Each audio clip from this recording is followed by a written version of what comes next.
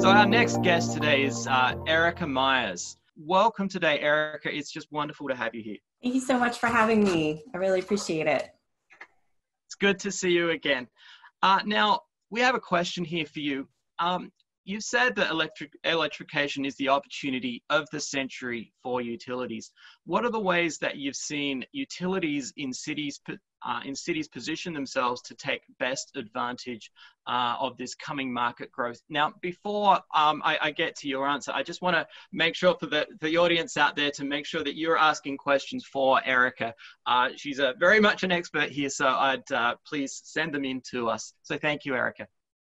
Well, thank you so much, James. And I'm really pleased to be part of the World EV Day. I think this is such an exciting opportunity for all of us to share the love that we mutually feel for electric technology. I personally, this last weekend, took the plunge. I sold my second gas car, and now we only drive all electric. And I'm really excited about that. It's been something 3 years in the making. And, you know, it took a lot of time to convince my spouse that this was a good thing, but we eventually got there. And so, you know, I see this as the most exciting period in transportation, and the next decade is going to be really remarkable. Utilities we see as emerging industry leaders, and in three ways we think that they play a very pivotal role in the future of transportation electrification. First, as a trusted energy advisor. Second, they have to think about being the future fuel providers, so making sure that the grid is ready for all of these new vehicles. And then third, we see them as a co-investor in the future of EV charging infrastructure. So drilling in a little bit more into these 3 points. First, as it relates to the trusted energy advisor, a lot of people typically go first to their utility if they're going to be doing anything related to electricity, right? So making sure that their customers have the information, the tools that they need to make smart purchasing decisions. So we see within cities, utilities taking on that role of guidance for transit agencies, government fleets, as they're converting their fleets over, educating them on everything from rates, demand charges, specifically, for example, time of use rates, how much it's going to cost to interconnect that new charging load, how that will impact their bills ultimately.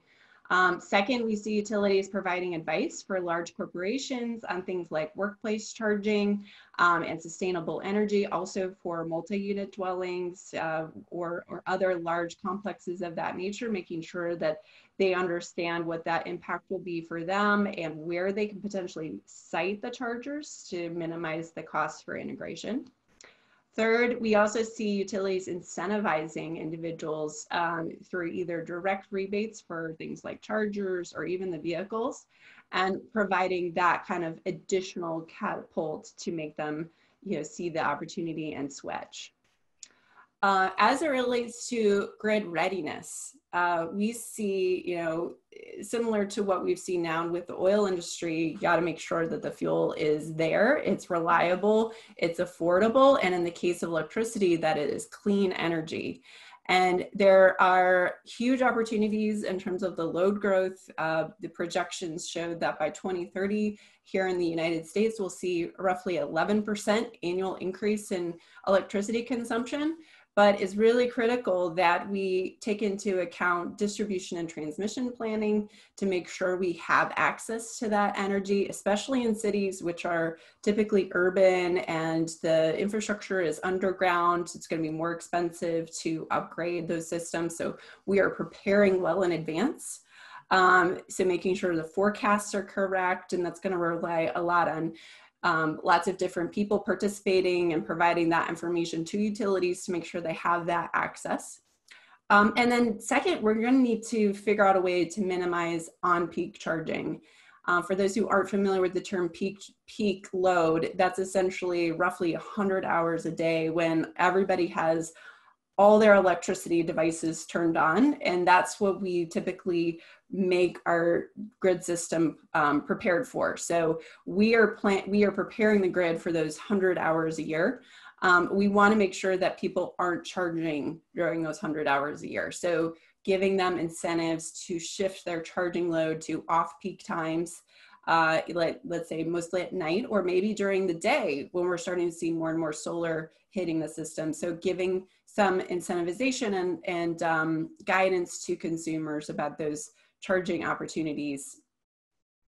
As it relates to the third piece on co-investment, the Brattle Group recently published a report in June that showed here in the US, by 2030, we're going to need somewhere between $75 to $125 billion of investment to accommodate 20 million EVs by 2030. That's a huge amount of investment. We see utilities as coming to the table and providing some of that funding. So far, utility investments that have been approved by regulators are equivalent to about $750 million. So that infrastructure can be made available today for communities and cities for things like multi-unit dwellings and public charging infrastructure, workplace charging. There are more proposals out there that are being considered, but we do see that utilities will play a major role in helping the industry get the infrastructure that we absolutely need to give people the confidence to make the switch to electric, that they won't get stranded and that they have access to reliable and affordable power. So thank you very much, Erika. We do have some questions. The first one today is from Audrey Wang at Gosselin. How do we make passenger EVs more accessible, or should we be focusing on the transforming the paradigm for people moving among cities, increasing public transportation accessibility? Obviously there's this dilemma going on, or, what is the future, and I know your work has been with electric vehicles, but, also in needing to encourage transit as well. What are your thoughts? SEPA has called our focus on this pathway transportation electrification for a reason. We see it's not just light duty, it's medium and heavy duty, on-road and off-road. We also see opportunities with marine, so boats, and also air. So how can we eventually switch our planes to run on electric? And SEPA's vision is that we will have completely decarbonized our transportation sector by 2050. So in the next 30 years, everything needs to shift to cleaner forms of fuel, not just in light-duty passenger vehicles. So I completely concur that this is not something that happens one at a time. It all needs to happen in parallel, which from a utility perspective makes things a lot more complicated. But also for me and for many others in the industry, it's very exciting. Absolutely, and it's very exciting for me too. Question from Patrick McGuinness here. Some monopoly utilities, particularly in the South, actively fight against distributed electric generation. How can this be worked through and reversed? Obviously there's politics involved here. Obviously there's other behind the scenes things, but, encouraging electric vehicles and encouraging utilities to work through this. What have you been seeing? So, as it relates to conflicts locally, I have a very strong feeling a lot of these conflicts come from fear. The fear that I won't have a job in 5 years or 10 years in my industry. And so where I think we need to spend more time focused on as an industry more broadly is the opportunities to transition people who are working in a fossil industry into an electric vehicle industry. And we absolutely think that there are parallels between the different job types and making sure that we have a just transition for those fossil fuel workers and give them the job training opportunities to move into these new market segments. So I think the fear of it is something that's there and certainly present, and that we all need to work together in this transition and become change agents, as well as supporting our fellow Americans in this transition. And as it relates to utilities, and the role of utilities and the broader industry, I think first and foremost, education and information is something we all need to take seriously, making sure that the information is transparent, it's publicly available, it's accessible for everyone, and that it's translated in a way that's not industry jargon, but that most people can understand. Thank you again, Erika. Really appreciate you having us, you coming along to our panel for World EV Day today. So we've got some questions for everyone between each other of the panelists. So this question is from Asaf to Erika, and it's surrounding the impact of COVID on electric utility investment in transportation.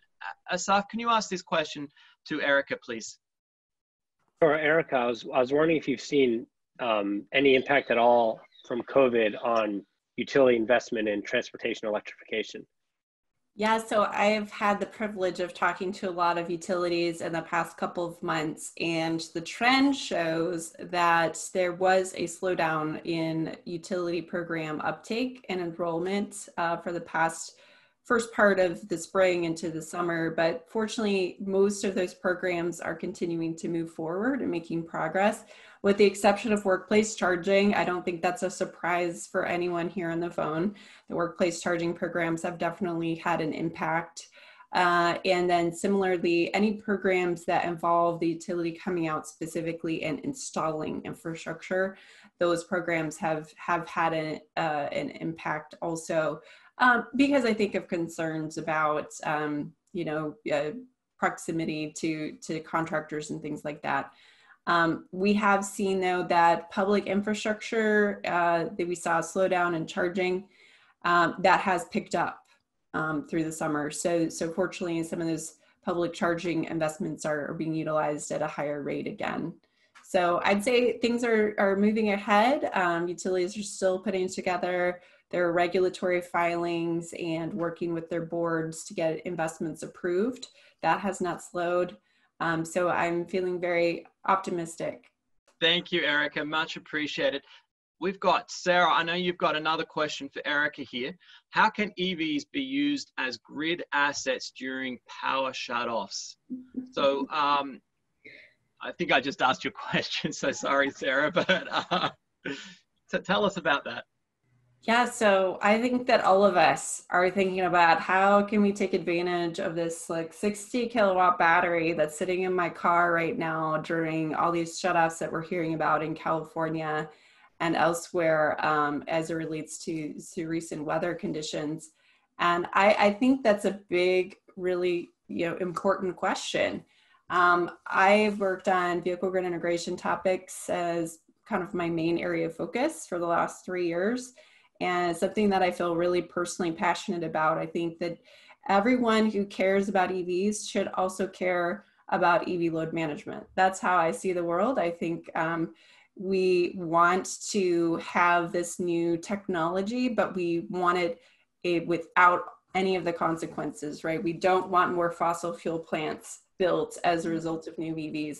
And so we think of rates and managed charging, which is the unidirectional signals to delay charge or start charge depending on the amount of clean energy in the system, as the first steps to enabling what we think is a really robust future for EV charging more broadly. But I think added on to that, how can we take advantage of this battery storage, which, believe it or not, there's more storage in the Nissan Leaf population here in the United States than there is collectively across all of the stationary battery storage units in the US.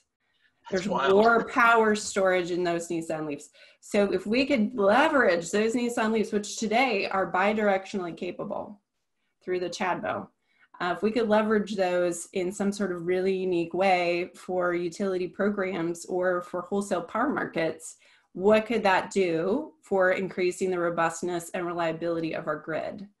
And the problem is that we haven't really figured out a way to access those chargers. We don't have interconnection policies. We don't have export tariffs. The net energy metering rules and regulations aren't going to be enough of an incentive to get somebody to export power into the grid. So there's a lot of things that we need to do between now and then. But it's an exciting time. Like I keep saying over and over again, I mean, I love problems. You love problems, James. We can find problems and solutions together. Yeah, that's it, Erika. That's what it's all about, isn't it? Now, one thing, I'm going to put you all on the spot. I want each of you to give like a very brief 1 second, a few words or one sentence summary of what you think, you know, the future of the cities is with electric vehicles. Erika, what's your thoughts? Just really briefly to wrap up. So I see the future of EVs as evolving alongside autonomous vehicles. So we can deploy electric vehicles to service, let's say, constrained feeders or other places in emergency situations. That would be a way that we can continue to leverage these transportation investments, as well as make society at large better and a more wonderful place to live, as we see more and more people moving towards car sharing and then out of their own personal vehicles.